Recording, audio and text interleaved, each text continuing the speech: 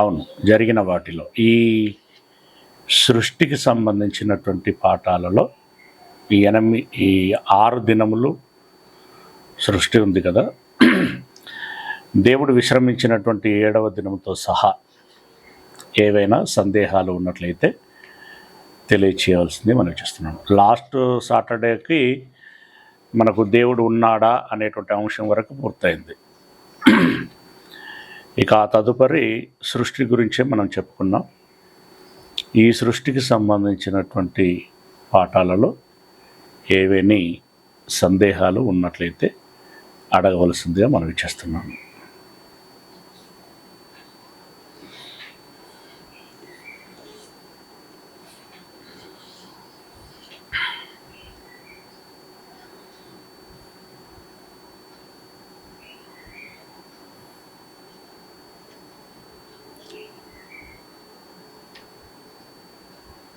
ఏటది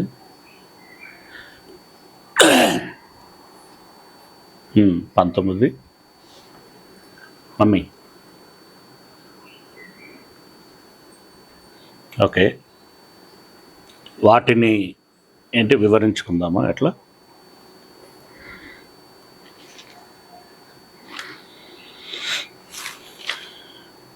కీర్తనల గ్రంథము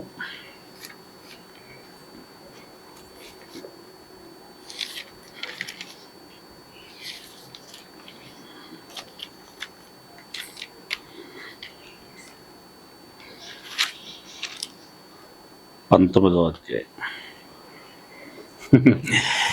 ఇది ఒక పాఠమే కదా బ్రదర్. ఓకే ఓకే, సరే, ఇది కొంచెం వివరించుకుందాము, బట్ సాధ్యమైనంత సంక్షిప్తంగా వివరించుకుందాం. అందరూ తీయండి. కీర్తనల గ్రంథము 19వ అధ్యాయము 1వ వచనము నుండి. ఆకాశములు దేవుని మహిమను వివరించుచున్నవి. ఇక్కడ ఆకాశములు అన్నప్పుడు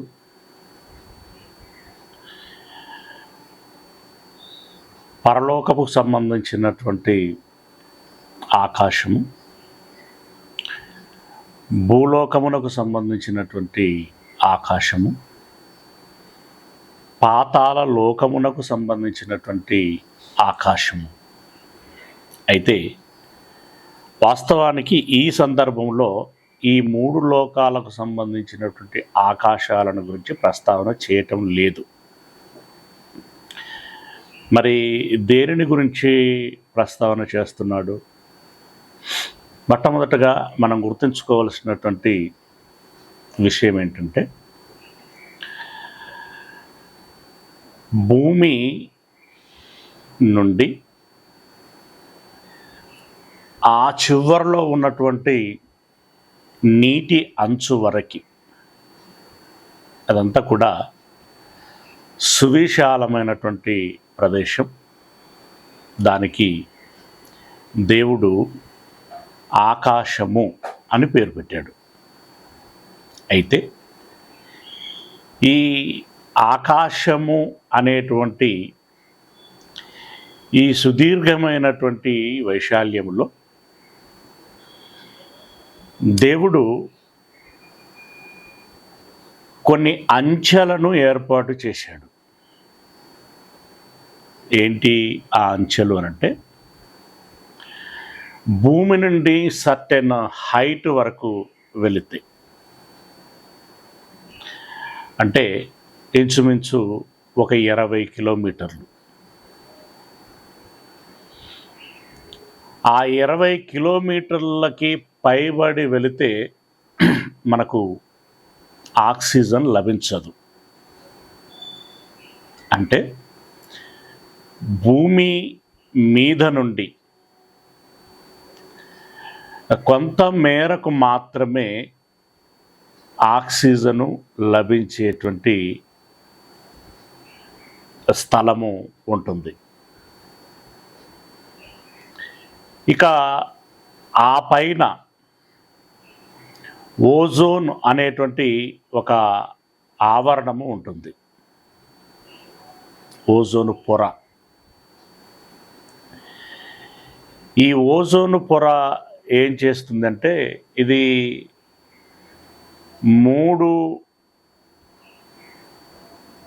ఆక్సిజన్ల సమ్మిళితమైనటువంటి పొర. అంటే ఇప్పుడు H2O అన్నట్టుగా ఇప్పుడు O3 అనేటువంటి ఈ సమ్మిళితము సూర్యుని నుండి వచ్చేటువంటి అతి నీలలోహిత కిరణములు భూమి మీద పడకుండాన్నట్లుగా రక్షణ కవచంగా ఉంటుంది. అంటే వీటిని శాస్త్రీయ పరిభాషలో స్ట్రాటో ఆవరణము, ప్రోటో ఆవరణము, ఇలా అంచెలంచెలుగా దాన్ని విభజిస్తూ వెళ్ళారు. అంటే వీళ్ళు విభజించటము అనేటువంటి దానికంటే ఈ సృష్టిలో ఉన్నటువంటి స్థితిగతులను బట్టి ఈ ఏరియా నుండి ఈ ఏరియా వరకు దీనికి ఈ పేరు, తర్వాత ఈ ఏరియా నుండి ఇంకొక ఈ ఏరియా వరకు దీని పేరు ఇది అని చెప్పి వారు అంచెలంచెలుగా వాటికి పేర్లు పెట్టడం అనేటువంటి జరిగింది. కాబట్టి ఒక సర్టెన్ హైట్ వరకు అది విశాలమే, దానికి ఆకాశము అని పేరు. మళ్ళీ ఆ హైట్ నుండి ఓజోన్ పొర వరకు అది ఒక హైట్, అది విశాలమే, దాన్ని ఆకాశమే అని అంటాం. ఆ పైన ఉన్నటువంటి విశాలము దానిని ఆకాశమే అంటారు. అంటే ఏంటంటే టైటిల్లో ఒక సబ్ టైటిల్ పెట్టుకున్నట్టుగా ఈ స్ట్రాటో ఆవరణము, ప్రోటో ఆవరణము, సో ఏవైతే ఉన్నాయో వీటికి ఒక ఏరియాల వారిగా, ఒక స్థలాల వారిగా వాటికి పెట్టుకున్నటువంటి పేర్లు. కనుక ఆకాశము అంటే ఓవరాల్గా ఉండేటువంటి విశ్వంలో ఉండేటువంటి ఖాళీ స్థలాన్ని చూపించేటువంటిది. రెండవది ఆకాశములు అనంటే ఈ ఆకాశము అనేటువంటి దానిలో పీరియాడికల్గా ఏర్పాటు చేసుకున్నటువంటి, ఏర్పరచబడినటువంటి స్థలములు.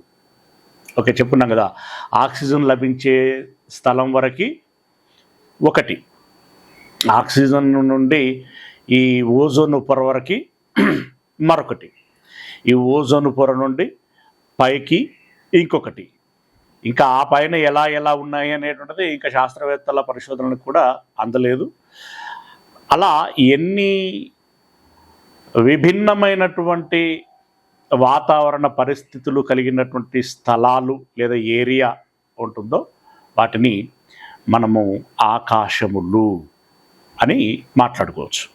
ఇకపోతే అంతరిక్షము, ఇక్కడ ఆకాశములు దేవుని మహిమను వివరించుచున్నామంటే ఇది ఇక్కడ మనం ఏం మహిమను, దేవుని యొక్క మహిమను ఎలా వివరిస్తున్నది అని అన్నప్పుడు, ఇప్పుడు దేవుడు ఓకే మనకు తెలుసు, ఆయనకు మహిమ అనంటే మహిమ మీన్స్ గొప్పతనము, వైభవము, ఆయన స్థాయి ఎలాంటిది.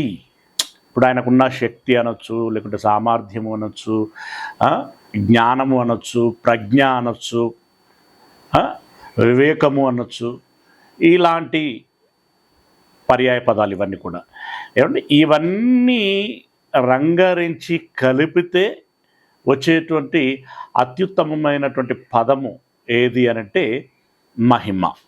ఓకే, ఇప్పుడు ఈ మహిమను వివరించుచున్నామంటే దేవుని పనితనాన్ని వివరించుచున్నవి.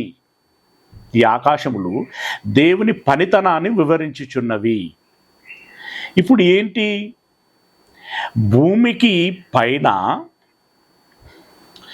ఒక 5 కిలోమీటర్ల వరకు ఆక్సిజన్ స్థాయి తీవ్రత ఒక రకంగా ఉంటుంది, 10 కిలోమీటర్ల వరకు ఒక రకంగా ఉంటుంది, 15, 20 ఇలా ఆ కిలోమీటర్లు పెరుగుచున్న కొలది ఆక్సిజన్ స్థాయిలు అనేటువంటివి ఉంటాయి. అంటే పైకి వెళ్ళిన కొద్దీ తగ్గుతూ ఉంటాయి. ఇకపోతే ఒక సరే డెడ్ లైన్ ఒక 20 కిలోమీటర్లు అని అనుకుందాం. ఇక్కడ జాగ్రత్తగా గమనిస్తే ప్రతి జీవికి అంటే చెట్లకి కార్బన్ డైఆక్సైడ్ అయితే మనుషులకి ఆక్సిజన్.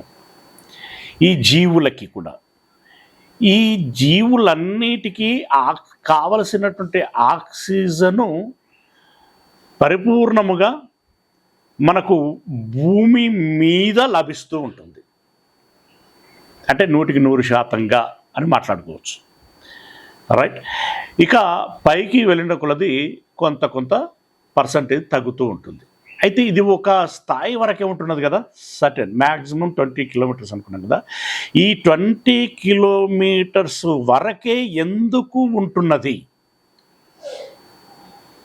ఇప్పుడు విమానాలు ఎగిరేటువంటి ఎత్తు కూడా ఆ పైకి వెళ్ళలేవు. ఇక వెళ్ళాలంటే మళ్ళీ అదనంగా భూమి మీద ఉన్నటువంటి ఆక్సిజన్ మూట కట్టుకొని వెళ్ళాలి, లేదంటే అవకాశము లేదు. అయితే ఆ స్థాయి వరకే అది పరిమితమై ఎలా ఉండగలుగుతున్నది? ఎందుకు చెల్లా చెదురైపోవట్లేదు?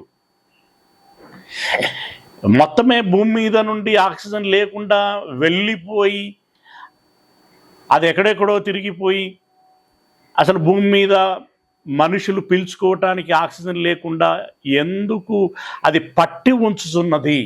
ఈ పట్టి ఉంచటం అనేటువంటిది దేవుని యొక్క పనితనమును, నైపుణ్యమును అది తెలియచేస్తున్నది. రెండవది ఏంటంటే, ఓజోన్ అనేటువంటి ఒక పొర పెట్టాడు అని అనుకున్నాం కదా. ఇప్పుడు అది కనుక లేకపోతే ఏమవుతుంది? సూర్యుని నుండి నేరుగా కిరణాలు భూమి మీదకి వస్తే ఈ అల్ట్రా వైలెట్ అనేటువంటి కిరణాలు ఫిల్టర్ అవ్వవు. ఈ లేయర్ ఏం చేస్తూ ఉంటుందంటే వాటిని ఫిల్టర్ చేస్తుంది. అంటే నీటిని కనుక శుద్ధి చేసినట్టుగా వస్త్రపు అంటే వడబోతకు ఉపయోగించేటువంటి వస్త్రము కానీ, పేపర్లు కానీ, సో ఇవన్నీ వాడుతూ ఉంటాం కదా. అవి లేకపోతే ఏంటి, డస్ట్ పార్టికల్స్, ఆ మురికి అదంతా కూడా నేరుగా వచ్చేస్తుంది. అవి తాగితే అనారోగ్యం పాలవుతాం. రైట్. అలా కాకుండా లాగా వడపోస్తున్నాం కదా. లైక్ దట్ ఈ సూర్యుడి నుండి వచ్చేటువంటి ఈ అల్ట్రా వైలెట్ కిరణాలు, తెలుగులో అతి నీలలోహిత కిరణాలు అని అంటారు. ఇవి గనక మన చర్మం మీద పడినట్లయితే, ఇంకా లోపలికి గనక అవి చొచ్చుకుపోయినట్టయితే చర్మానికి సంబంధించిన క్యాన్సర్, ఇంకా లోపలికి వెళ్ళిపోతే రకరకాల అవయవాలు ఉంటాయి కదా, వాటికి సంబంధించినటువంటి క్యాన్సర్లు రావటానికి అవకాశం కాదు, వస్తాయి.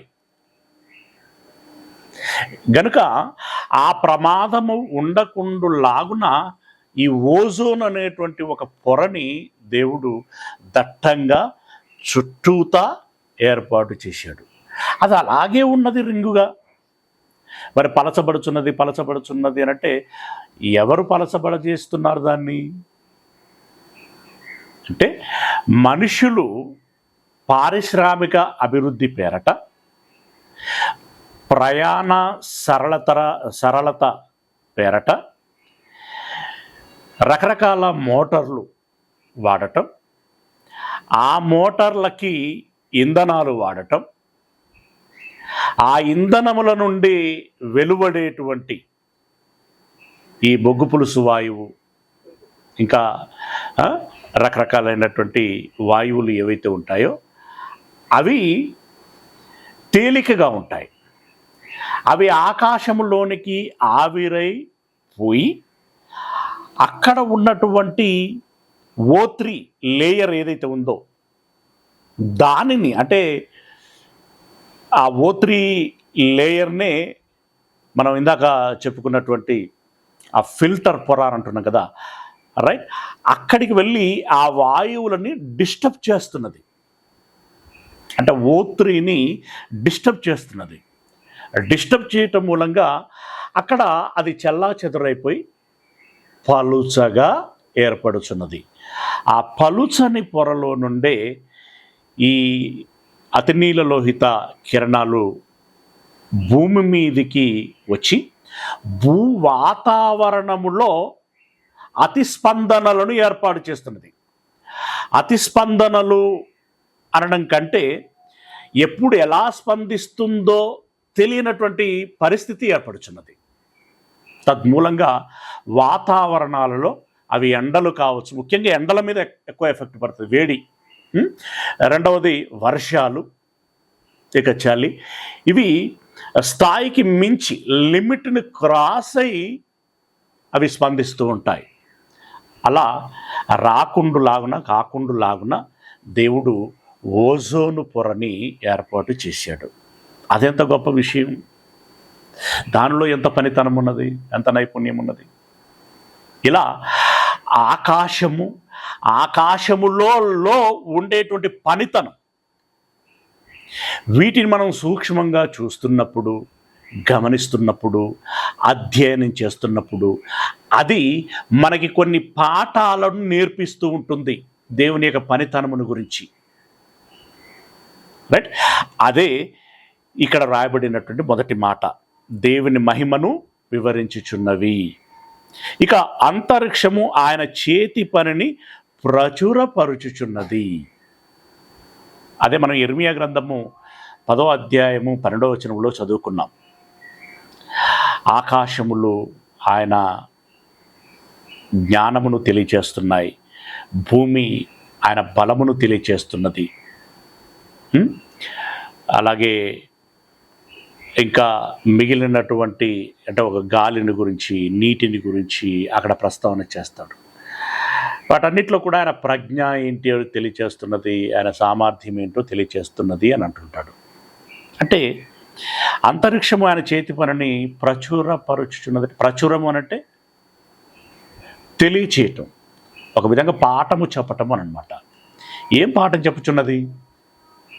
ఇప్పుడు మనము పాఠశాలకు వెళ్ళినటువంటి వాళ్ళమైతే, ఆ పై చదువులు చదివినటువంటి వారికైతే ఆస్ట్రాలజీ అనేటువంటి ఒక సబ్జెక్ట్ ఉంటుంది కదా, దానికి సంబంధించినటువంటి లోతు డీప్ స్టడీలు చేసినటువంటి వారు మనం గమనించినట్టయితే, అసలు ఇప్పుడు మన పాఠశాల లెవెల్లోనైతే సౌర కుటుంబము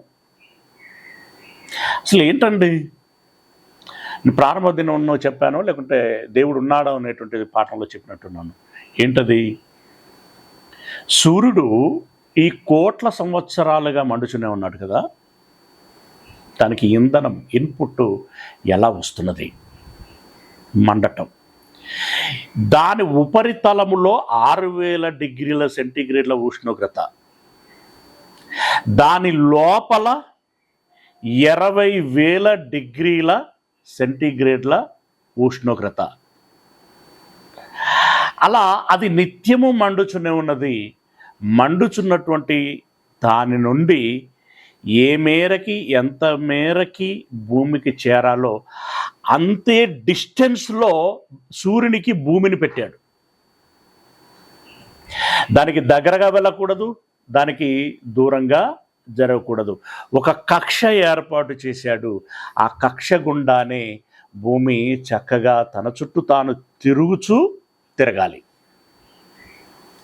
అలాగే చంద్రుని గురించి, బుధుడు గురించి, అంగారకుడి గురించి, బృహస్పతి గురించి, ప్లూటో గురించి, శని గురించి, ఇవన్నీ మనం ఆలోచించినట్టయితే అవి ఒక్కొక్క డిస్టెన్స్లో, ఒక్కొక్క కక్షలో తిరుగుచున్నవి. వాటికి ఎంత క్రమశిక్షణ అండి! వాటి డ్రైవర్ ఎవరు? యాక్సిడెంట్లు ఎందుకు అవ్వు? పోనీ అవి గ్రహాలు మాత్రమే తిరుగుతున్నవంటే చెప్పుకున్నాం కదా. ఇలాంటి సౌర కుటుంబాలు, కోటాను కోట్ల సౌర కుటుంబాలు ఉంటాయి. ఈ సౌర కుటుంబాలన్నీ కలిస్తే పాలపుంత అన్నం, పాలపుంతలు కలిస్తే ఆండ్రోమేడా అన్నం, ఆండ్రోమేడాలు కలిస్తే హైడ్రా సెంటారస్లు అన్నం, ఇవన్నీ తిరుగుతూనే ఉన్నాయి. అవన్నీ కనుక మనకు నిజంగా కళ్ళకు కనబడితే మన కళ్ళు గిర్ర తిరిగిపోతాయి. ఏదైతే పోతున్నదో ఇప్పుడు మనకి హైదరాబాద్లో పెద్ద పెద్ద పట్టణాలలో, మెట్రో పట్టణాలలో, పెద్ద పెద్ద చౌరస్తాలలో కనుక మనం ఉండి చూసినట్లయితే ఆ వెహికల్స్ ఎలా ఎలా ఎలా ఎలా ఇప్పుడు బ్రిడ్జ్ మీద బ్రిడ్జ్ పెట్టి ఇలా పోతూ ఉంటే అవి జిగ్జాగ్ అని పరిగెడతా ఉంటాయి. కానీ వాటిలో ఎన్నో యాక్సిడెంట్లు, ట్రైన్లు యాక్సిడెంట్లు, ఫ్లైట్లు. మీకు తెలుసా, ఆకాశంలో ఫ్లైట్లు గుద్దుకుంటాయి. కానీ కోటాను కోట్లుగా ఉన్నటువంటి నక్షత్రాలు ఆకాశములో తిరుగుచున్నవి. వాటి వేగం మనం కలగ చేసుకున్నటువంటి సూపర్ జెట్ల కంటే అత్యంత ఎక్కువ వేగం. అంత వేగంతో వెళుతున్నటువంటి అవి ఎక్కడ కూడా యాక్సిడెంట్లకి గురవ్వవు, పట్టి ఉంచుతాయి. ఇంకో విషయం ఏంటంటే, ఇప్పుడు భూమి శూన్యములో ఉన్నది, దాన్ని పట్టి ఉంచుచున్నది ఏంటిది? కింద ఇప్పుడు భూమి నీళ్ళ మీద ఉంది అని చదువుకున్నాం మనం పాఠం. పోనీ ఈ నీళ్లను పట్టి ఉంచుతున్నటువంటి తొట్టి ఏంటి? దానికి పిల్లర్ ఎక్కడ ఉంది? పోనీ హ్యాంగింగ్ చేశాడు అనుకుందాం, కొక్కెం ఎక్కడ ఉంది? అద్భుతం కదా. అలా భూమే కాదు, గ్రహాలన్నీ శూన్యములోనే ఉన్నాయి, నక్షత్రాలన్నీ శూన్యములోనే ఉన్నాయి. వాటికి మళ్ళీ ఏందో ఆకర్షక శక్తి అట, వికర్షణ శక్తి అట. ఇదంతా ఏంటి? ఇది దేవుని యొక్క పనితనమును మనకు తెలియచేస్తూ ఉన్నది. చంద్రుని మూలముగా భూమి మీద ఋతువులు కలగటం ఏంటంటే,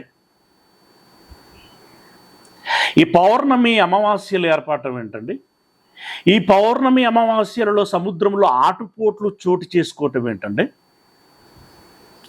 ఋతువుల మూలంగా ఎండలు, వానలు, అలాగే చలి, ఈ మధ్యస్థంగా మరొక సీజన్ కూడా ఉంటుంది.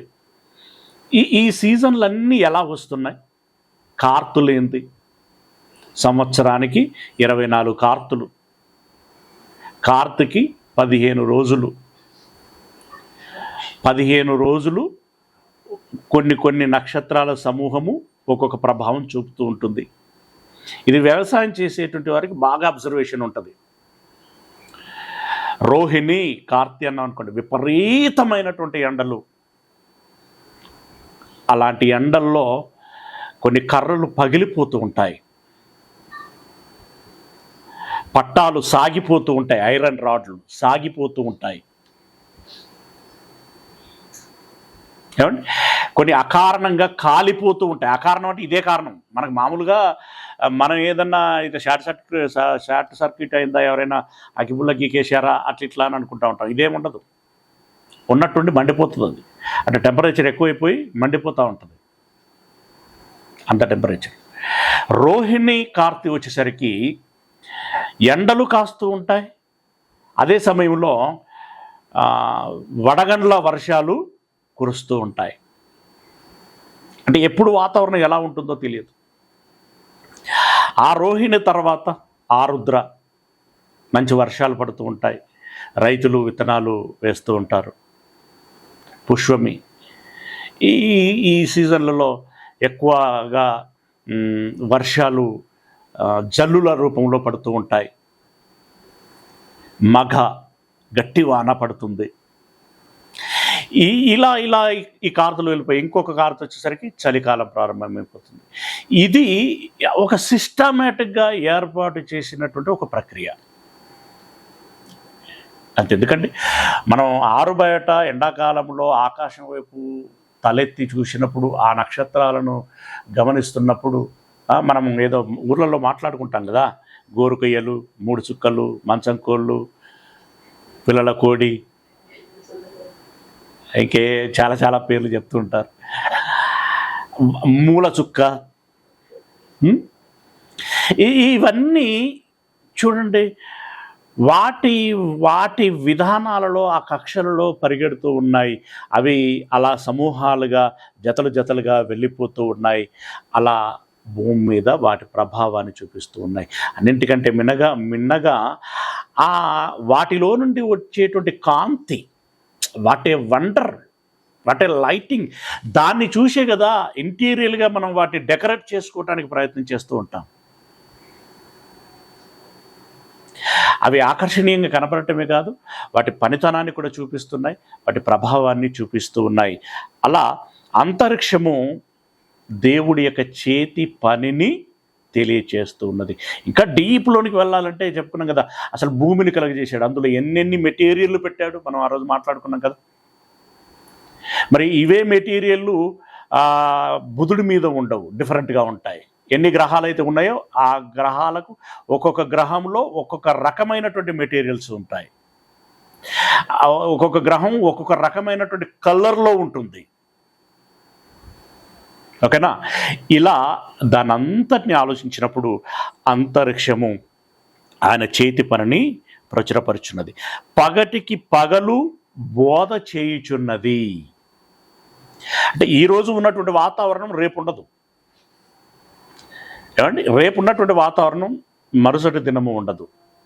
ఆ పగలు అనేటువంటిది చూడండి, మనకు డైరెక్షన్లో కూడా సూర్యోదయము సూర్యాస్తమయం అనేటువంటిది ఈ 365 దినములు ఒకటే రీతిగా ఉండదు. ఈ క్షణాలు అండ్ నిమిషాలలో మారుతూ ఉంటుంది అది. తర్వాత ఈ మేఘాలు, ఈ గాలులు, చలి ఇవన్నీ కూడా ఒక తీరుగా ఉండవు. ఈరోజు ఉన్నటువంటి దినం యొక్క ప్రత్యేకత మరొక దినములో అది వ్యక్తం చేస్తూ ఉంటుంది. ఆ మరుసటి దినము ఆ పిమ్మట ఉండేటువంటి మరో దినములో వ్యక్తం చేస్తూ ఉంటుంది. ఇలా ప్రతి దినము మనం సూక్ష్మంగా కనుక గమనించినట్టయితే అవి వాటి యొక్క లక్షణాలని ఆ దినములో చోటు చేసుకున్నటువంటి విశేషాలని అది తెలియచేస్తూ ఉంటుంది. రెండవది, రాత్రికి రాత్రి జ్ఞానము తెలుపుచున్నది. మీరు చూడండి, ఒక రాత్రి మీరు గడియారం పెట్టుకొని చూడండి, 8 గంటలకు అనుకోండి, కొంచెం స్పష్టత వస్తుంది కాబట్టి. 8 గంటలకి మీరు వాచ్ పెట్టుకొని చంద్రుణ్ణి గమనించండి. ఎక్కడ ఉంటాడు, ఏ రూపంలో ఉంటాడు ఒకరోజు. మరుసటి రోజు చూడండి, అదే చంద్రుణ్ణి, ఆకారంలో మార్పు వచ్చేస్తుంది, ఏరియాలో మార్పు వచ్చేస్తుంది. అలా అప్ టు 15 డేస్ పౌర్ణమి వరకు మార్పు వచ్చేస్తుంది. పౌర్ణమి నుండి అమావాస్య వరకు చూడు, మార్పు వచ్చేస్తుంది. ఒక చంద్రుడిలోనే కాదు, గ్రహాలలో కూడా మార్పు వచ్చేస్తుంది. మనకు కొంచెం రాత్రిపూట ఎక్కువగా దగ్గరగా కనిపించేటువంటి గ్రహము మనకు ఏది ఉంటుంది అని అంటే ఈ బృహస్పతి, మేబీ అది అనుకుంటున్నాను. ఒక నక్షత్రం, ఒక గ్రహము అది మనకి దగ్గరగా ఉంటుంది. దాన్ని కూడా గమనించండి. మనకు ఇప్పుడు చంద్రుల్లో ఎలాంటి మార్పులు అయితే కనబడుతూ ఉంటాయో ఆ గ్రహంలో కూడా అలాంటి మార్పులు మనకి కనబడుతుంటాయి. మార్పు అంటే ఈ షేప్ కాదు, కానీ ఆ బ్రైట్నెస్, ఆ ఏరియా అనేటువంటిది ఆ మార్పు కనబడుతూ ఉంటుంది. ఇలా నక్షత్రాలన్నింటిలో, గ్రహాలన్నింటిలో కూడా మనకి ఈ మార్పు అనేటువంటిది కనబడుతూ ఉంటుంది. ఓకే, ఈ రాత్రుల ద్వారా, పగలు ద్వారా భూమి మీద కొన్ని ప్రభావాలు ఉంటూ ఉంటాయి. ఆ ప్రభావాలలో ముఖ్యంగా మనకు ఎఫెక్ట్ అనేటువంటి దేని విషయంలో కనబడుతుందంటే మొక్కల విషయంలో కనబడుతుంటుంది. ఒక విత్తనం మొలకెత్తడం కానీ, అది పచ్చదనం సంతరించుకోవటం కానీ, అది ఏపుగా ఎదగటం కానీ, పూయటం కానీ, కాయటం కానీ, ఈ ఫలించటం అనేటువంటిది ఏదైతే ఉంటుందో, కొన్నింటి మీద పగలు ఇంపాక్ట్ చూపిస్తే కొన్నింటి మీద రాత్రి ఇంపాక్ట్ చూపిస్తూ ఉంటుంది. అవును, అలా ఇప్పుడు మనకు కీర్తన గ్రంథంలో తెలియచేస్తాడు. ఏమంటాడు అనంటే, పగలు దాని సారమును వెదజల్లుచున్నది, రాత్రి దాని ఫలములను ఇచ్చుచున్నది అని అంటూ ఉంటాడు. రాత్రి ఫలములు ఇవ్వటం ఏంటి? రాత్రి యొక్క ఫలం ఏంటి అనంటే, ఇప్పుడు ఇది ఇందాక నేను చెప్పినట్టుగా కొన్ని పుష్పములు, కొన్ని పువ్వులు రాత్రి విప్పారుతూ ఉంటాయి. కొన్ని పువ్వులు రాత్రులు కాయగా అది మారుతూ ఉంటుంది. ఇలా వాటి పనితనాలు మనకు చాలా కనబడుతూ ఉంటాయి. అలా రాత్రి పాఠం చెప్తున్నది. అయితే అన్ని రోజుల్లో అన్ని రాత్రులు మళ్ళీ ఒక తీరు ఉండవు, డిఫరెంట్గా ఉంటుంటాయి. 365 రోజులు ఉన్నాయంటే 365 రకాల రాత్రులు అని మనం గుర్తించాలి. ఓకేనా? ఇక వాటికి భాష లేదు, అంటే సౌండ్లు ఏమి రావు కదండి, సౌండ్లు ఏమి రావు. పగలు ప్రశాంతంగానే ఉంటుంది, రాత్రి ప్రశాంతంగానే ఉంటుంది. మౌనంగానే ఉంటూ మహాజ్ఞానాన్ని తెలియచేస్తూ ఉంటాయి. నువ్వు చూడగలగాలి, నీవు వినగలగాలి. అంటే వినటానికి శబ్దాలు ఏమి రావు కదండి అని అంటే, వినటానికి శబ్దాలు అవసరం లేదు. ఇప్పుడు మనోనేత్రములతో చూడటము అనేటువంటిది ఏదైతే ఉంటుందో, ఎలాగనైతే ఉంటుందో, మనో చెవులతో వినటము కూడా అలాగుంటుంది. నీకు అర్థమైపోతుంది అది. వాటికి భాష లేదు, మాటలు లేవు, వాటి స్వరము వినబడదు, వాటి కొలనూలు భూమి అందంతటా వ్యాపించి ఉన్నవి. వాటి కొలనూలు అనంటే ఇప్పుడు కొలతకు వాడేటువంటి నూలు అంటే దారం. ఈ కొల నూలు అనంటే దూరమును తెలియచేసేటువంటి విషయం. ఏది ఎంత దూరంలో ఉంది, చంద్రుడు ఎంత దూరం ఉన్నాడు, మిగిలిన గ్రహాలు ఎంత దూరం ఉన్నాయి, సూర్యుడు ఎంత దూరం ఉన్నాడు, ఆ పిమ్మట ఉండేటువంటి నక్షత్రం ఎంత దూరం ఉన్నది, ఇలా ఒక్కొక్కటి ఒక్కొక్క దూరములో ఉండులాగున అంతరిక్షంలోని వస్తువులను దేవుడు ఆ స్ట్రక్చర్ నిర్మాణం చేశాడు. అవి అంత దూరంలో ఉంటేనే ఆ బ్యాలెన్స్డ్ ఇంపాక్ట్ అనేటువంటిది ఉంటుంది. దాంట్లో ఏమాత్రం కదిపినా, దూరం ఉండాల్సిన దగ్గర ఉండాల్సిన దూరం వెళ్ళినా భూమి మీది వాతావరణం పరిస్థితులన్నీ కూడా చిందరవందరగా మారిపోతాయి. వాటి కొలనులు భూమి అందంతటా వ్యాపించి ఉన్నవి. లోక దిగంతముల వరకు వాటి ప్రకటనలు బయలు వెళ్ళుచున్నవి. అంటే ఆరిన నేల మీద అంతటికీ ఇప్పుడు ఇందాక మాట్లాడుకున్నటువంటి విషయాలన్నీ తెలుస్తూ ఉన్నాయి. వాటిలో ఆయన సూర్యునికి గుడారం వేసెను. అంటే సూర్యుడు అనేటువంటి ఆబ్జెక్ట్ ఏదైతే ఉందో, ఆ సూర్యుడు ఒక లేయర్లో ఉండాలి, ఒక కక్షలో ఉండాలి, దానిలో ఉండులాగున ఏర్పాటు చేశాడు. అతడు తన అంతఃపురములో నుండి, అంటే తనకు సంబంధించినటువంటి ఆ స్థలములో నుండి బయలుదేరు పెండ్లు కుమారుని వలె ఉన్నాడు. శూరుడు పరిగెత్త ఉల్లసించినట్లు తన పదమునందు పరిగెత్త ఉల్లసించుచున్నాడు. సూర్యుని యొక్క ప్రయాణం చూడండి, రోజు కొత్తగానే కనపడుతూ ఉంటుంది. సూర్యోదయాన్ని మీరు గమనించండి, ఎంత వింతగా అనిపిస్తూ ఉంటుంది.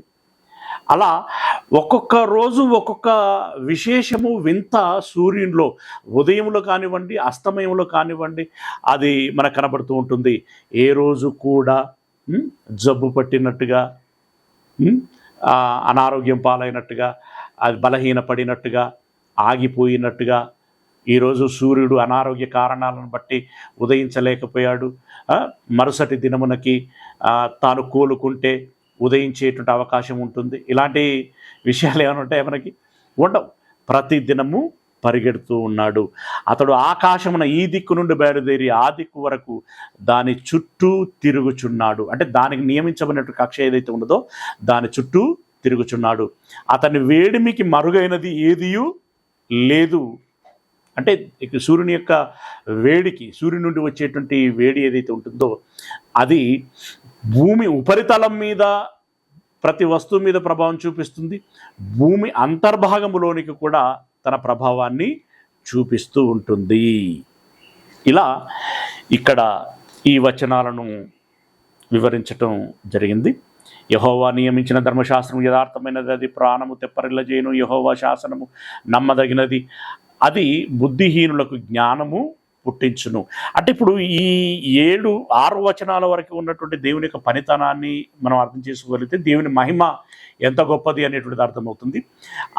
అంత మహిమ కలిగినటువంటి దేవుడు మనకిచ్చినటువంటి ధర్మశాస్త్రము, మరి దేవుడు అంత గొప్పవాడైతే అంత గొప్పవాడు ఇచ్చినటువంటి ధర్మశాస్త్రము అది ఏ కొలతతో ఉంటుంది, దానిలో ఎంతటి విషయము ఉంటుంది, విశేషత ఉంటుంది, అది దేవుడు ఎందుకు ఇచ్చి ఉంటాడు, దానిలో ఉండే ప్రయోజనాలు ఎంత ఉంటే కానీ ఆ ధర్మశాస్త్ర రూపంలో మనకి ఇస్తాడు అనేటువంటి విషయం అర్థం చేసుకోవటానికి ఈ విషయాలన్నీ రాశారు కమలాకర్ గారు. నేను దీన్ని మోస్ట్లీ అంత కవర్ చేశాను, బట్ సంక్షిప్తంగా చేశాను. మీకు అర్థమైంది అని అనుకుంటున్నాను.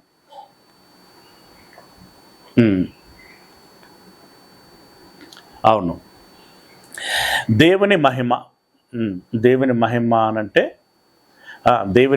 అనంటే మొట్టమొదటగా దేవుని యొక్క శక్తి, జ్ఞానము, దే దేవుడు యేసయ్యకు ఇచ్చిన జ్ఞానం అనమాట అది. ఓకే, అంటే దేవుని జ్ఞానం ఏంటి అనేటువంటిది యేసయ్య తన మాటల్లో వినిపింపచేశాడు. మాటలే కాదు, చేతల్లో కూడా మనకు తెలిసేటట్టుగా చేశాడు. అంటే దేవుని జ్ఞానం యేసయ్య పొందుకొని అలాంటి ప్రభావాన్ని చూపించాడు. ఓకే, జ్ఞానము, ప్రజ్ఞ, నైపుణ్యము ఏమేమి వచ్చాయి? దేవుని యొక్క శక్తి, బలము, జ్ఞానము, ప్రజ్ఞ, నైపుణ్యము, పనితనము. ఓకే, ఇవన్నీ పర్యాయ పదాల కిందికి వస్తూ ఉంటాయి. ఇంకా చెప్పండి. అవి చెప్తాను. నేను ఇవన్నీ ఉన్నాయి, నా దృష్టిలో ఉన్నాయి. వాటికి నేను అంటే ఇప్పుడు బైబిల్లో ఉన్నంత మేరకి, బైబిల్లో వాడబడేటువంటి వాటి మేరకి మనం మాట్లాడుకోవాలి అని అనుకుంటే, ఎందుకంటే ఇది వ్యాకరణానికి సంబంధించినటువంటి విషయము, చాలా ఉంటుంది, పెద్ద సబ్జెక్ట్ అది. బట్ బైబిల్లో వాడబడేటువంటి ఈ గుర్తులు ఏవైతే ఉంటాయో ఆ మేరకి మనం మాట్లాడుకుందాము అంటే చెప్పేస్తాను ఇప్పుడే. ఏంటి అనంటే, ఉదాహరణకి ఇప్పుడు ఫుల్ స్టాప్ పెట్టాడనుకోండి, ఒక విషయము ఇక్కడి వరకు ఏదైతే తెలియచేయబడవలసి ఉంటుందో ఆ మేరకి మీకు తెలియచేయబడింది అని దాని అర్థం. ఉదాహరణకి, నేను హైదరాబాద్ నుండి ప్రారంభమై ట్రైన్ ఎక్కి పలాని చోటున దిగి అక్కడ ద్విచక్ర వాహనం మీద ప్రయాణం చేసి నా గమ్యస్థానమునకు చేరుకున్నాను. ఇది ఒక విషయం. నా ప్రయాణమును పూర్తి చేసుకున్నటువంటి విధానమును తెలియచేయటం పూర్తయిపోయింది. అక్కడ ఫుల్ స్టాప్ వాడతాం. కామా అనంటే, ఇదే ప్రయాణం గురించి మనం మాట్లాడుకుంటే, నేనే కాదు, నాతో పాటు ఎవరెవరు ప్రయాణం చేశారంటే, నేను, కామ, నా భార్య, కామ, నా పెద్ద కూతురు, కామ, రెండవ కూతురు, కామ, మూడవ కూతురు, మరియు కొంతమంది మిత్రులతో కలిసి లేదా సంఘస్థులతో కలిసి మేము ప్రయాణం చేశాము. ఎన్నెన్ని వాహనాలు వాడారు అంటే, ఆటో, కామ, ట్రైను, కామ, ద్విచక్ర వాహనాలు. ఇలా ఈ వేరియేషన్, అంటే వేరియేషన్ అనడం కంటే, ఈ వస్తువులు కానీ, మనుషులు కానీ, స్థలాలు కానీ, ఇవి పలు, అంటే ఒకటికి మించి ఎక్కువగా ఉన్నాయి అని అనుకున్నప్పుడు అక్కడ కామాలని వాడటం జరుగుతూ ఉంటుంది. కామ. ఓకే, అలాగే ఈ వస్తువులు, మనుషులు, స్థలాల గురించే కాకుండా పనులను గురించి కూడా ఏమేం చేశారు? నేను ప్రయాణం చేస్తూనే పేపరు చదివాను, ఫోన్లో వార్తలు విన్నాను, పాటలు విన్నాను, మెసేజ్లు చాటింగ్ చేశాను. ఇవన్నీ పనులు. వీటికి కూడా వార్తలు, ఆ పేపరు చదివాను, కామ, వార్తలు విన్నాను, కామ, చాటింగ్ చేశాను, కామ, ఇలా ఈ పనులు ఏవైతే ఉన్నాయో వరుసగా అవి కామాలు. అంతేకాదు, నేను ఈ పని చేశాను, మా ఆవిడ ఆ పని చేసింది, మా కూతురు ఇంకో పని చేసింది, నేను చేసిన పని ఏంటంటే కామ. అంటే ఒక పని చెప్తానమాట. ఒక పని చేశాను, మా ఆవిడ ఒక పని చేసింది కామ, కూతురు ఒక పని చేసింది కామ. ఇలా ఎవరెవరు ఏ ఏ పనులు చేశారో వాటిని విశ్లేషించేటప్పుడు ఈ కామాలు వాడటం జరుగుతుంది. అంటే పనులు, వస్తువులు, స్థలాలు, ఈ సముదాయాలు ఎన్ని ఉన్నాయి అని తెలియచేసేటువంటి క్రమంలో ఇది ఒకటే కాదు ఇంకోటి కూడా, ఇది కాదు ఇది ఒకటే కాదు ఇంకొకటి కూడా, ఇంకొకటి కూడా, ఇంకొకటి కూడా అని చెప్పేటప్పుడు కామాలు వాడుతాము. అంతిమంగా అయిపోతున్నది, ఇది లాస్ట్ అని చెప్పేటప్పుడు లాస్ట్లో మరియు అని ఒక విషయాన్ని చెప్తాం, అక్కడికి ముగింపు అయిపోయింది అని అర్థం. మరియు అనేది లాస్ట్లో వాడాలి డెఫినెట్గా. కామాలు వాడినటువంటి చోట చివరిలో మరియు అని వాడితే ఇక కామాలు ఇక మిగిలి లేవు అని దాని అర్థం అనమాట. ఓకే, అది కామాకు సంబంధించినటువంటి విషయం. క్వశ్చన్ మార్క్ అంటే ప్రశ్నించటం. దీన్ని పెద్దగా మీకు వివరించాల్సిన అవసరం లేదు అనుకుంటున్నాను. మీరు ఎందుకు హైదరాబాద్లో ఉంటున్నారు ప్రశ్న. ఎందుకు ఉదయం ఆన్లైన్ క్లాసులు ప్రారంభించారు ప్రశ్న.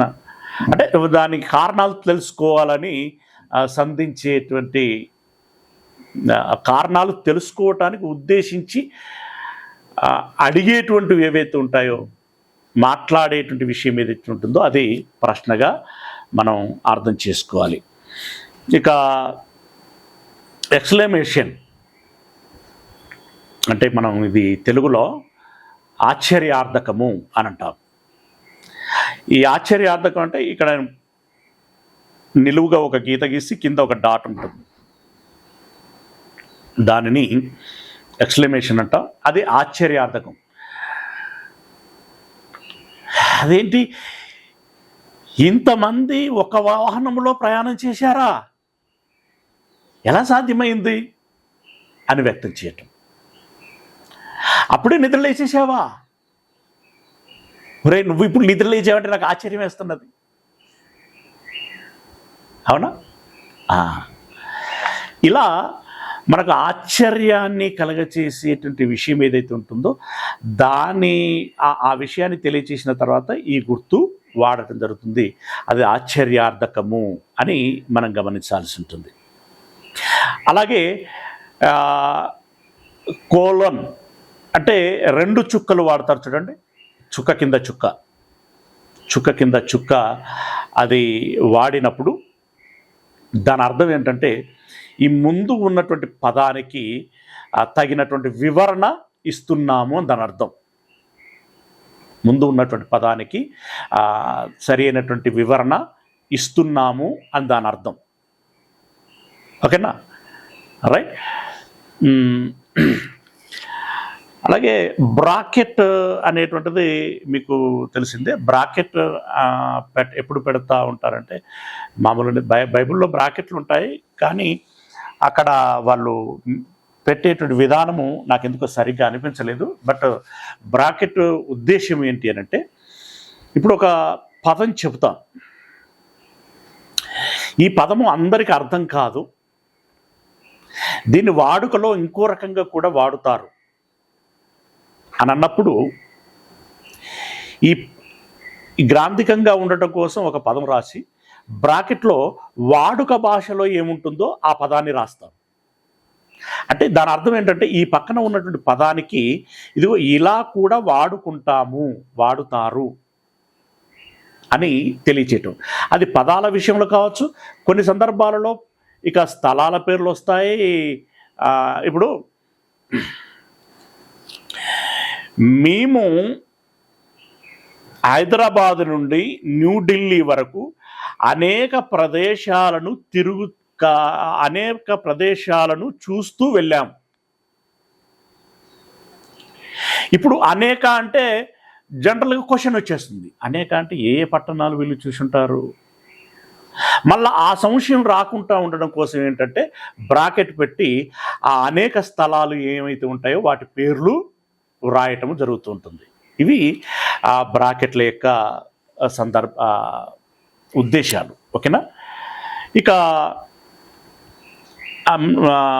మొన్న మీరు అడిగారు కదా, దేవుడు అని అన్న తర్వాత ఒక గీత ఉంటుంది, దాన్ని హైపన్ అంటూ ఉంటాం.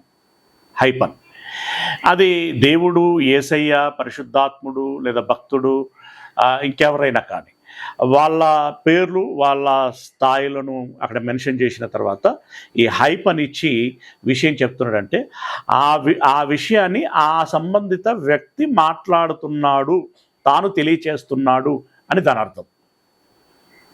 ఓకేనా? యెహోవా సెలవిచ్చున్నదేమనగా హైపన్ విషయం చెప్తాడు. కొన్ని సందర్భాల్లో సెలవిచ్చినదేమనగా ఇదంతా ఏముండదు, యెహోవా అని హైపన్ ఉంటుంది. అంటే యెహోవా మాట్లాడుచున్నాడు అని మనము అర్థం చేసుకోవాల్సి ఉంటుంది. మేబీ బైబిల్లో ఇవే ఉంటాయి. అలాగే ఇంకొకటి సెమీ కాలన్ ఉంటుంది, అంటే మీద చుక్క కింద కామలాగా ఉంటుంది. Okay, semi colon. ఈ సెమీ కాలన్ ఏం చేస్తూ ఉంటుంది అని అంటే, ఇప్పుడు ఫుల్ స్టాప్ల దగ్గర ఎలాగనైతే ఆగుతామో, ఆగి మళ్ళా ఇంకొక విషయాన్ని చదువుతూ ఉంటామో, ఈ సెమీ కాలన్ తర్వాత కూడా ఒక బ్రేక్ అన్నమాట, ఒక గేట్ వేసినట్టుగా ఒక బ్రేక్. అలాగని అక్కడికి అయిపోయిందని కాదు, మళ్ళీ ఆ గేట్ ఓపెన్ చేసుకొని లోపలికి వెళ్ళాలి, మళ్ళీ దారి ఉంటుంది, మళ్ళీ దారి ఉంటుంది. అంటే ఈ సెమీ కాలన్ అనేటువంటి ఈ సందర్భము ఒక విషయాన్ని మాట్లాడుకుంటూ వెళుతున్నప్పుడు, ఉదాహరణకి ఇందాకటి ఈ అంతరిక్ష శాస్త్రమే ఉంది అని అనుకో, ఇప్పుడు అందులో నేను భూమి విశేషాన్ని గురించి మాట్లాడాను. అంతరిక్షంలో అనేక ఆబ్జెక్టులు ఉన్నాయి కదా, భూమి విశేషాన్ని గురించి మాట్లాడుతూ అందులో విశేషాలు చాలా ఉంటాయి, అందులో ఒక విశేషాన్ని గురించి మాట్లాడాను, ఇంకా మరొక విశేషాన్ని గురించి మాట్లాడాలనుకుంటున్నాను. అప్పుడు ఏం చేస్తానంటే, ఒక విశేషాన్ని గురించి మాట్లాడి సెమీకాలన్ ఇచ్చి ఇంకో విశేషాన్ని మాట్లాడుతూ ఉంటాను. అయితే ఈ రెండు విషయాలకు సంబంధం ఉంటుంది. ఆ సంబంధము ఏంటి అనంటే, ఇప్పుడు ఈ రెండింటికి ముఖ్య పాత్ర ఏంటి అనంటే భూమి. అలా ఆ సెమీకాలమును ఆయా సందర్భాలలో మనము వాడటం అనేటువంటిది జరుగుతూ ఉంటుంది. ఓకే, మేబీ ఇంతవరకే బైబిల్లో ఎక్కువగా వాడటం జరుగుతుంటుంది. ఇక ఎలిప్సిస్ అని, అంటే ఈ చుక్కలు పెడుతూ ఉంటారు కదా, డాట్ డాట్ డాట్ అని ఇట్లా పెడుతూ ఉంటాం కదా, అంటే దాని అర్థం ఏంటంటే ఈ విషయము ఇలా ఉంది అని చెప్తూ ఇంకా ఇంకా ఇంకా కూడా అని విషయము ఇంకా కొనసాగించుకోవచ్చు. ఈ కొనసాగించుకోవటం అంటే నువ్వే దీన్ని అర్థం చేసుకో అని విడిచిపెట్టినట్టు అనమాట. నేను ఇంత చెప్పాను కదా, ఇక ఈ తర్వాత ఇది ఏమై ఉంటుంది అనేటువంటి విషయాన్ని మీరు అర్థం చేసుకోండి అని తెలియచేస్తూ విడిచిపెట్టినటువంటి విషయం అని దాని అర్థం. ఓకే, కమలాకర్ గారు, ఈ మేరకి మనకు తెలిసి ఉంటే సరిపోతుందండి బైబిల్ అర్థం చేసుకోవటానికి. ఓకేనా? ఇంకా సమయం దగ్గర పడింది, ఇంకొక 9 నిమిషాలు మాత్రమే ఉంది.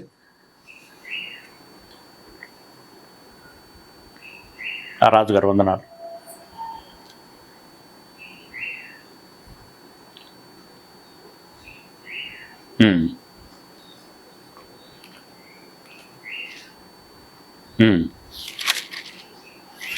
ప్రపంచము అనంటే ఇప్పుడు భూమి మీద ఉన్నటువంటి భూభాగములో ఉండేటువంటి దేశాలన్నింటినీ కలిపి మనం ప్రపంచం అంటూ ఉంటాం కదా. అలాగే మిగిలిన గ్రహాల మీద కూడా ఇలాగే స్థలం ఉంటుంది కదా. ఆ స్థలాన్ని తెలియచేసేటువంటి పదమే ప్రపంచం. అలా ఎన్ని గ్రహాలు ఉన్నాయో అన్ని ప్రపంచాలు. మరి ఒక్కొక్క సూర్యునికి, అంటే ఒక్కొక్క నక్షత్రానికి కొన్ని గ్రహాలు ఉంటాయి. ఒక్కొక్క గ్రహం మీద ఒక్కొక్క ప్రపంచం. ఇప్పుడు చంద్రుని మీద విశేషం వేరు, విషయం వేరు. బృహస్పతి మీద విశేషం వేరు. వాటి గురించి మెటలార్జీ రూపంలో మాట్లాడుకుంటూ ఉంటాం ఎక్కువ. అలాగే వాతావరణ రూపంలో మాట్లాడుకుంటూ ఉంటాం. ఒక్కొక్క దాంట్లో ఒక్కొక్క రకంగా ఉంటుంది. అలా భూప్రపంచం, చంద్ర ప్రపంచం, బృహస్పతి, అంగారక ప్రపంచాలు అని తెలియచేయటం దాని ఉద్దేశం అన్నమాట. ప్రపంచములు అదొకటేనా, ఇంకా దానికి ఇంకేమన్నా రిలేటెడ్? ప్రపంచం అంటే మట్టుకి అది. ఇప్పుడు ఇక్కడ మనం ఆలోచించాలి. ప్రపంచములు అన్న చోట మనం అలా అర్థం చేసుకోవాల్సినటువంటి విషయం.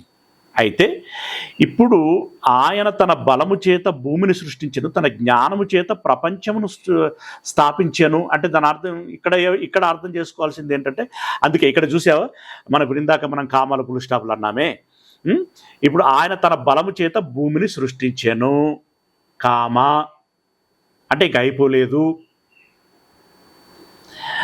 తన జ్ఞానము చేత ప్రపంచమును స్థాపించను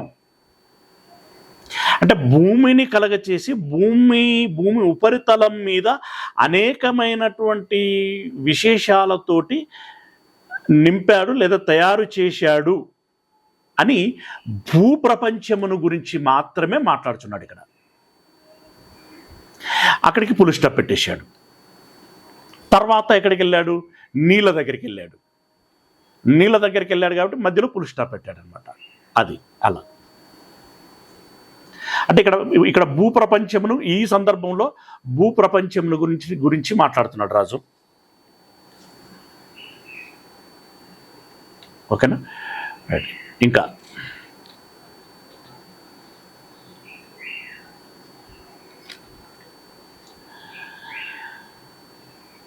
ఆనందన్న వందనాలు.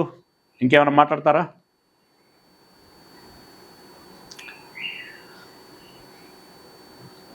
చిరంజీవి చెప్పు.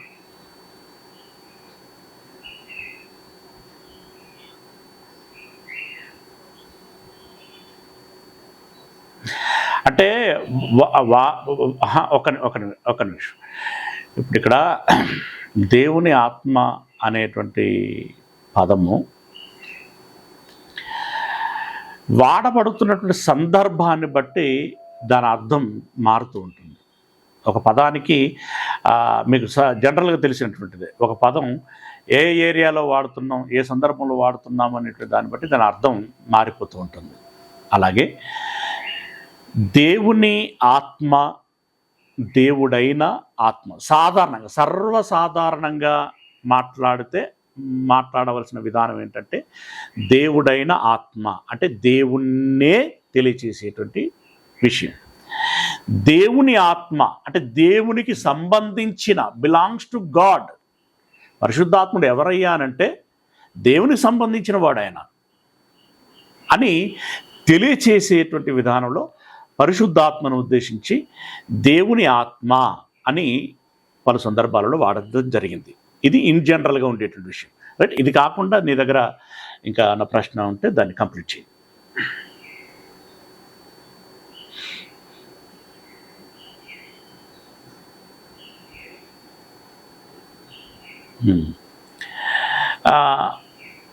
యేసుక్రీస్తుని గురించి సందర్భాలలో తన కుమారుని గురించి అని ఉంటుంది. ఎక్కువగా తన కుమారుని గురించి, తన ప్రియుని గురించి ఈ రకమైనటువంటి పదాలు ఉంటాయి. యేసుక్రీస్తుని గురించి ఆత్మ అనేటువంటి అంటే ఆత్మ అనేటువంటి సంబోధన ఉండదు. కొన్ని స్పెసిఫికేషన్స్ ఉంటాయి. అంటే ఈ పదాలు వాడితే ఫలాని వాడిని ఉద్దేశించి మాట్లాడుతున్నాడు అని తెలియచేసేటటువంటి. ఇప్పుడు యెహెజ్కేలును ఉద్దేశించి దేవుడు నరపుత్రుడా అని సంబోధిస్తూ ఉంటాడు. అంటే మిగిలిన వాళ్ళు నరపుత్రుడు కాదా? అంటే యెహెజ్కేలుకే అది యాప్ట్ అయ్యేట. అంటే ఇప్పుడు నరపుత్రుడా అని అనగానే ఇప్పుడు నాబోటి వాడికి వెంటనే లైట్ వెలిగేటువంటి విషయం, ఈ పదమును యెహెజ్కేలును ఉద్దేశించి దేవుడు విశేషంగా వాడాడు కాబట్టి ఇట్లెందుకు వాడావు దేవా అనడానికి నాకేం పెద్దగా రైట్ లేదు. దేవుడు సహజంగా ఇలా వాడాడు కాబట్టి ఓకే, ఈ పదం అతడి విషయంలో వాడాడు అని నేను అర్థం చేసుకొని నరపుత్రుడా అని అనగానే యెహెజ్కేలు దగ్గరికి నేను కనెక్ట్ అవ్వాలి. అదే యేసుక్రీస్తుని గురించి మనుష్య కుమారుడు అని అంటాడు. ఎందుకు ఇలా వాడాడంటే నేనేం చెప్పలేను. అది ఆయనకు అలా ముద్దుగా పిలుచుకోవాలనిపించింది ఆయనకి. ఇప్పుడు మన పిల్లలకు కూడా మనం ముద్దుగా చిన్న కన్న సోయన్సాల పిలుచుకుంటూ ఉంటాం కదా. ఎందుకు చిన్న అని అన్నావు? ఎందుకు కన్నా అన్నాను అంటే దానికి ఏం ఉండదు, అది ఆయన ఇష్టం, ఆయన లవ్ అది, రైట్. అలా నరపుత్రుడా, మనిషి కుమారుడా, ఇలా రకరకాలైనటువంటి పేర్లు, పేర్లు అనొద్దు యాక్చువల్గా, అవి రిలేషన్కి సంబంధించినటువంటివి, అలా వాటిని వాడాడు. అంతేకాని ఈ యేసుప్రభుల వారి విషయంలో నా ఆత్మ అన్నట్టుగా ఎక్కడ వాడలేదు. అది కమలాకర్ గారు మీరు ఏదో మాట్లాడబోయినట్టున్నారు.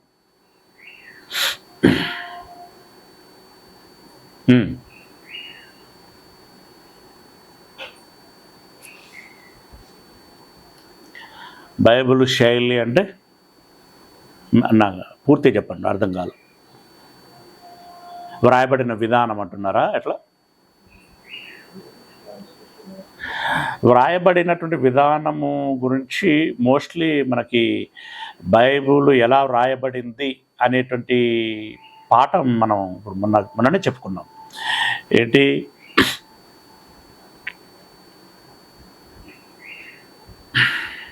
ఇంకా ఇంకా మీరు ఎక్స్ప్రెస్ చేయండి, నాకు అర్థం కావట్లేదు. ఇంకా రచనా శైలి, శైలి అంటే మీరేమనుకుంటున్నారు? శైలి అంటే మీరేమనుకుంటున్నారు?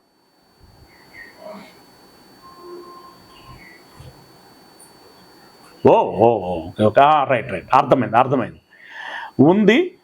అది నేను ఉంది మనకిప్పుడు, నేను మీకు విషయ సూచిక పెడుతున్నాను, పాఠాలు సిలబస్ షీట్ పెట్టబోతున్నాను, దాంట్లో ఈ అంశం ఉంటుంది, అది నేను మాట్లాడుతుంటాను. ఒక రోజు టాపిక్ ఉంటుంది దాని గురించి, ఓకేనా? ఓకే. ఇంకా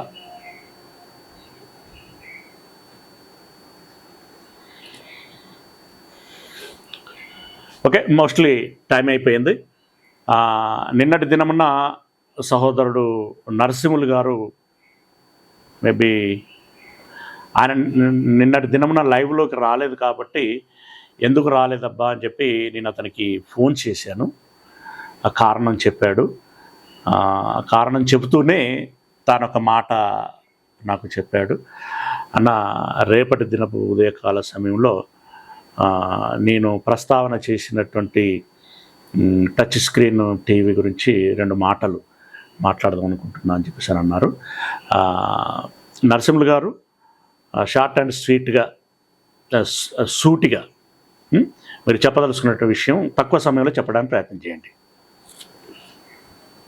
రైట్.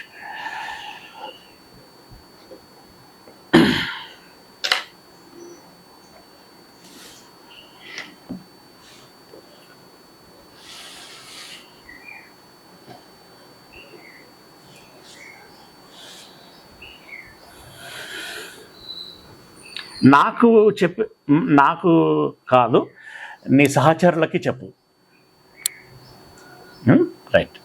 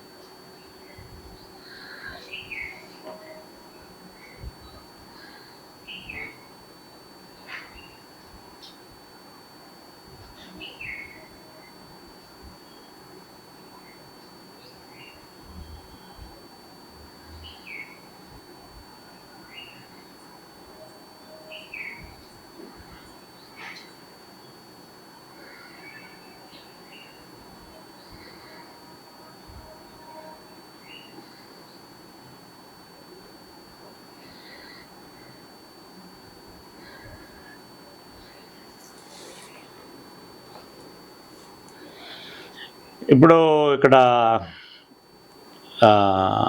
ఆన్లైన్లో నువ్వు నరసింహులు గారు మాట్లాడుతూ ఉంటే మొదటగా రాజు గారు, తదుపరి కమలాకర్ గారు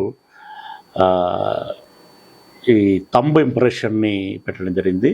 దట్ మీన్స్ లైక్ చేసినటువంటి విధానం అని నేను అనుకుంటున్నాను.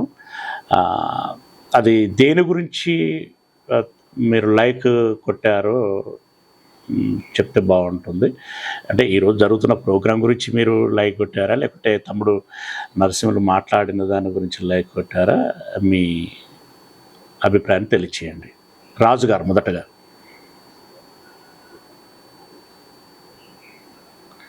తమ్ముడు రాజు చెప్పు. నరసింహులు ఓకే ఓకే, బాగుంది.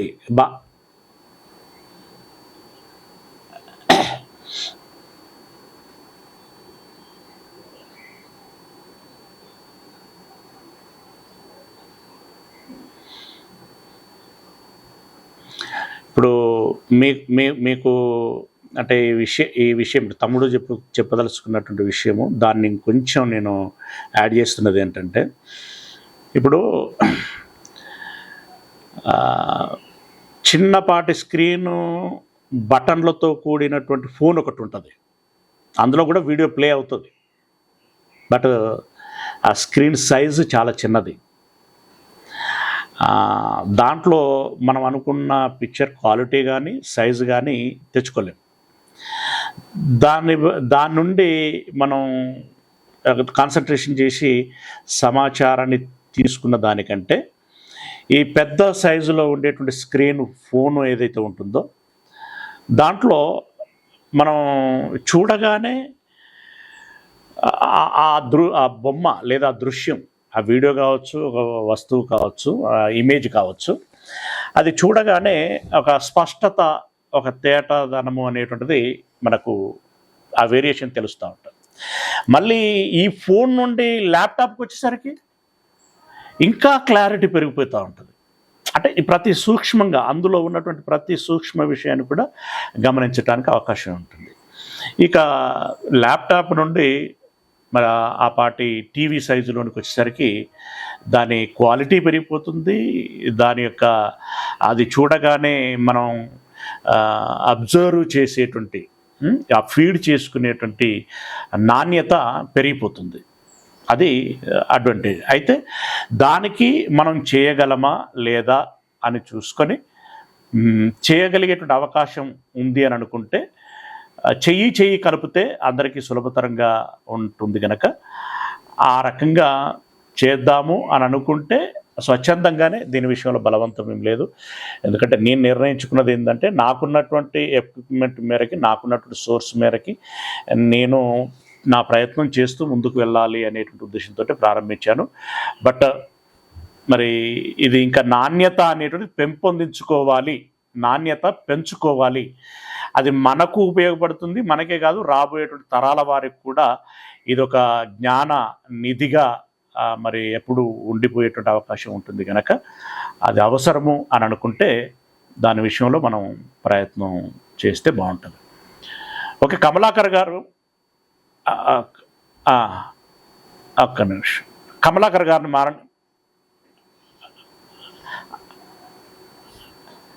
ఒక్క నిమిషం, కమలాకర్ గారు సారీ, ఒక్క నిమిషం. చిరంజీవి గారు చెప్పండి.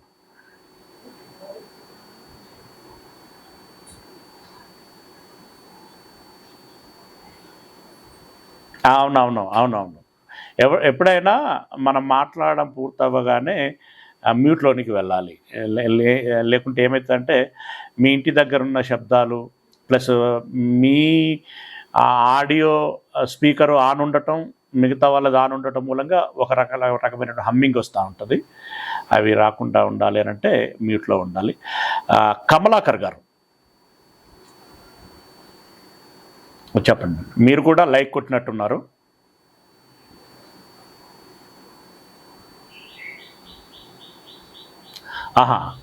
ప్రశ్నలకి సమాధానాలు ఇచ్చాను కాబట్టి లైక్ కొట్టారు. నరసింహులు గారు మాట్లాడింది విన్నారా? ఓకే, నరసింహులు మీరు ఏదో చెప్పాలనుకుంటున్నారు.